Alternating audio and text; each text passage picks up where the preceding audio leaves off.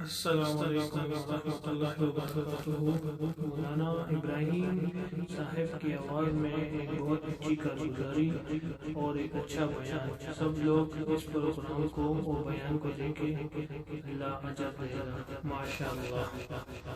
ایک دفعہ انڈونیشیا میں جب ہم تھے، بہت سالوں کی بات ہے، 40-45 سال پہلے، وہ کام نہیں تھا، پہلی جماعت تھی، تو لوگوں کو محنت کے اس طریقے سے بہت شوق ہوا، بہت شوق۔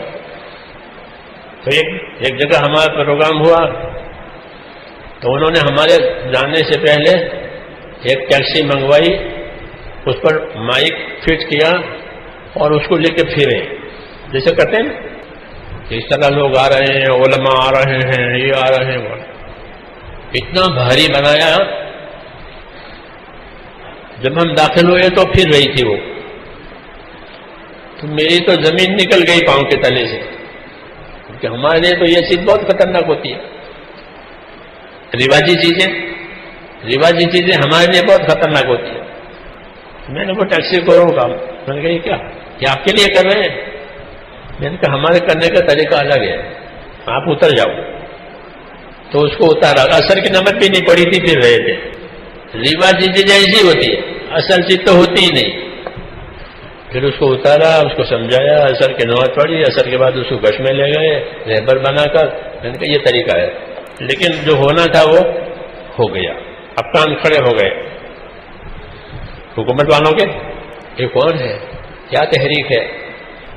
تو مغرب میں ہم لوگوں کو لے کے بیٹھے، گش کی وجہ سے بات کر رہے، پولیس آئی کہ آپ کو کل آنا ہے۔ کہاں؟ کہ پولیس اسٹیشن پر۔ اچھی بات، ہم پولیس اسٹیشن پر گئے کل، تو وہ کہنے لگا، وہ پولیس کا جو افسر تھا وہ، کہ ہم کو آپ کی ساری باتیں پہنچی ہیں،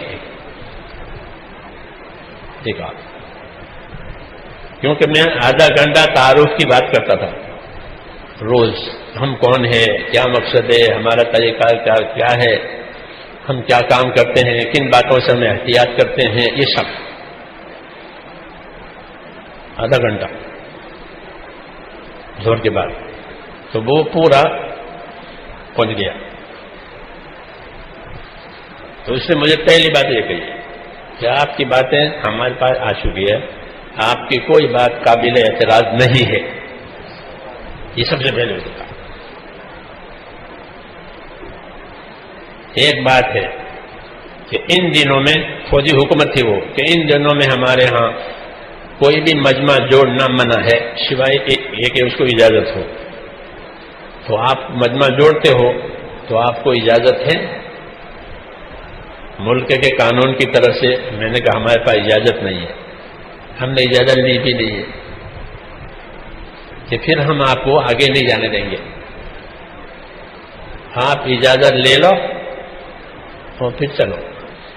کہاں سے اجازت بتائے اس نے؟ فلاں جگہ جا کر آپ اجازت لے لو مجمع جوڑنے کی، مجمع سے بات کرنے کی۔ میں کہا ٹھیک ہے، کہ اب ہم آپ کا پروگرام آگے نہیں بڑھنے دیں گے، کیونکہ بات پھیل گئی ہے۔ کہ انہوں نے جو بتایا تھا اس کے مطابق ہم گئے وہاں، اور اپنی درخواست بات کرنے کی اور مجمع جوڑنے کی۔ تو وہ کہنے لگے کہ میں تو خود آپ کے پاس آنے والا تھا، مجھے آپ کے آنے کی اطلاع ملی ہے۔ یہ بھی کیا ہے، وہ افسر پھر سے ہم کو اجازت دی بات کرنے کی، سب کو۔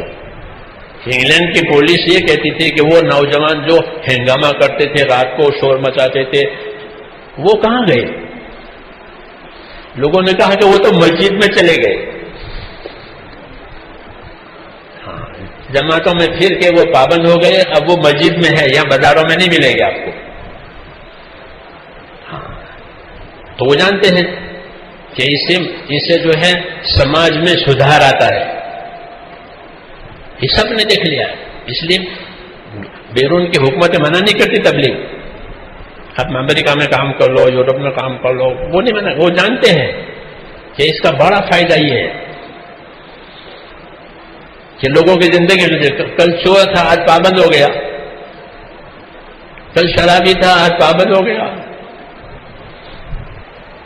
کہ کس نے پابند کیا؟ کہ اس نے، تبلیغ نے. ہاں، ورنہ جیلوں میں جا کے لوگ پابند نہیں ہوتے، جیل میں نہیں پابند ہوتے. اس لیے دنیا کے ملک جو ہیں اس کی اجازت دیتے ہیں کہ ہماری جیل میں آؤ اور سمجھاؤ. کس کو؟ قیدیوں کو. یہ گنہگار ہو کر آئے ہیں، یہاں پیٹ رہے ہیں، مر رہے ہیں، انہیں سمجھاؤ تاکہ ان کی زندگی سدھرے. ہاں، جیلوں میں جاتے ہیں ساتھی، سمجھاتے ہیں. وہاں نمازیں ہوتی ہیں، روزے ہوتے ہیں، تراویحیں ہوتے ہیں جیلوں میں. کیوں؟ کہ اس کو اس لحاظ سے ان کو یہ نفع سمجھ میں آیا. تو میں نے کہا حضور صلی اللہ علیہ وسلم نے دعوت چلائی ہے، حرکت چلائی، اس سے یہ ماحول بنتا ہے. کس کا؟ کہ خیر کا. خیر کا ماحول بنے گا اور خیر ہر جگہ پہنچے گی. جیل میں بھی پہنچے گا، ہر جگہ پہنچے گا. ہوائی جہاز چلانے والا بھی، پائلٹ، وہ بھی چلا لگایا ہوا. ہاں، وہ بھی اپنے کیبن میں اذان دے کے نماز پڑھے. کیوں؟ کہ چلا لگایا. جی ہاں. تو میں نے کہا ماحول جو بنے گا وہ دعوت سے بنے گا. پہلے لوگوں کو بھائی جمع کر، بھائی آ جاؤ آ جاؤ آ جاؤ، جلدی سے سنت پڑھ کے لوگوں کو گھیرو، جلدی سے سنت پر لوگوں کو جمع کرو. اور اب کہ اب مسجد میں جگہ ہی نہیں ہے، جگہ ہی نہیں مسجد میں. ہاں، مسجد بڑھاؤ، جگہ نہیں، اوپر منزل کرو. یہ ہو گیا.